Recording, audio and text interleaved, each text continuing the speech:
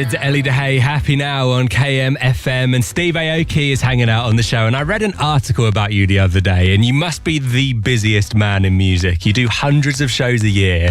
You even picked up a Guinness World Record for the most travelled musician in a year. Like, how do you do it? I mean, honestly, I just love what I do. Like, I mean, whenever I get on these tour run, I just want to, like, when I'm on the road, I want to work. I want to play the shows. I don't need time off. I'd rather play a show than have time off, to be honest with you. And then when you start playing the shows, you start realizing there's so many more fans out there, so many more countries out there, there's so many more people that you could be playing to. Once you have the momentum going and the trains moving, then it's very normal to go at that speed. Does each country's crowd have its own sort of like characteristics, its own sort of vibe? Like, could you tell the difference between a Spanish crowd and a UK crowd kind of without knowing where you are? Yes, I mean, you can test them out. You test out certain songs, and songs, like, you could tell, like, when you play to a UK crowd, you play certain UK songs and they go mental. And same with Spanish crowds. Like, I have a new song, Azuquita, with Daddy Yankee, and I play that to a Spanish crowd. The entire place erupts and sings along to every lyric. So, I mean, there's like certain records that you can know, where you are, you know. What's the UK song? What's the song that you need to play in the UK to send people crazy? Any Coldplay, like I'll do a Coldplay mashup. I used to play this Muse mashup or Oasis. I mean, a lot, like, you know, at the end of the day, most people around the world know these songs already. Yeah, of course, yeah. How does Louis Tomlinson go down? Because obviously he's one of our own. Yeah, Just Hold On is actually, like, whenever I see like a British flag, I know that I have a large English audience. I mean, I play Just Hold On every show. You know, it's one of my big songs, but all the English people know the lyrics to Just Hold On.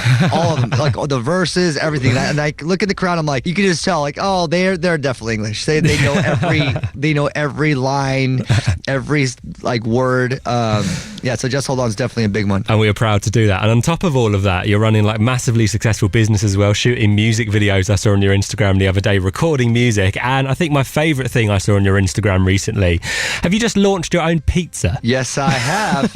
What is going on there? So it's called Pizzaoki. It's we launched in LA. It's in this beta mode, so we didn't really announce it. We just kind of like put it out on social media. And then I just started seeing the tags. I started seeing the social media love, like, yo, I just ordered Pizzaoki from my favorite DJ or whatever, you know. Aaron Paul, my good friend Aaron Paul from Breaking Bad, he's like, yo, man, I'm so excited to try your pizza out, you know. So it's just cool. It's like getting a lot of love. Like, pizzas are flying outside the oven into the doors of LA people. So I never knew pizza could be in beta mode. I never knew that was a thing. But apparently it can. And obviously we're talking about all these successful kind of ventures you had.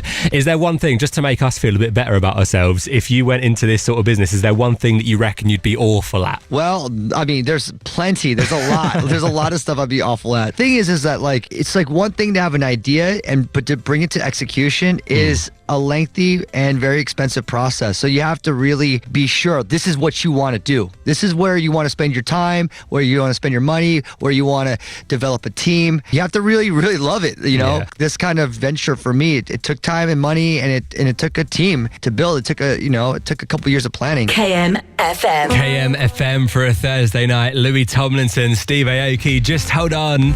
And Steve Aoki is hanging out on the show tonight, and we were talking about the crazy amount of shows that you do every year, your new pizza business.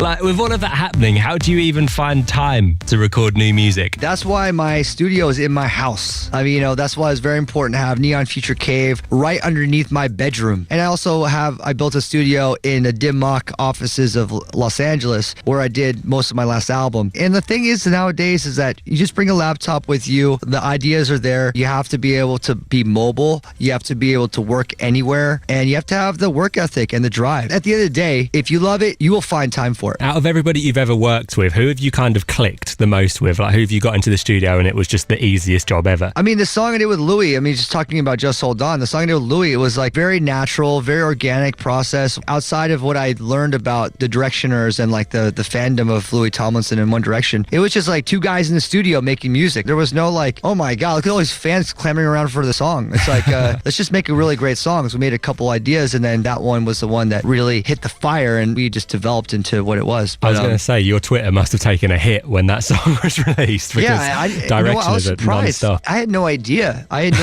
Of like how insane the fandom was and how powerful they are. Like they really got the record out there where people like, I need to hear this, you know? I know. It's like having your own like 100,000 strong promo team, which I think is the best part out of all of it. Because you've teamed up with some amazing people in your lifetime. Your new single, Lie to Me, with Ina Wroldsen out now. I'm a big fan of her, like featuring with like Calvin Harris, Jack Jones, people like that. I know. How did that collaboration between you and Ina come about? Well, once I heard Ina had this song, I needed to hear it. I got Lie to Me, the vocal, and I was just blown away by just her voice. Just makes you melt. It's just such an incredible voice. The melody was amazing. So I got in the studio, did the production, took some time into that one because I wanted to make it less about this banger. I didn't want it to be like an EDM record so much as like a really great song. When you get a great vocal like that, you don't want to go, I need to add a drop, I need to add this, I need to make it bang in the club or the festival. It's like, just make the best song we can with what we have and let that song tell the stories rather than have the drop tell the story. So I was just amazed and inspired by Ina. She's just an incredible writer, incredible singer. And on that note, it's the perfect time to play the track. Thank you so much for coming on the show. And I'm going to hit play on Lie to Me now. Can I get you to introduce it? What's up, guys? It's Steve Aoki. You're listening to my brand new single with Ina Wroldsen, Lie to Me.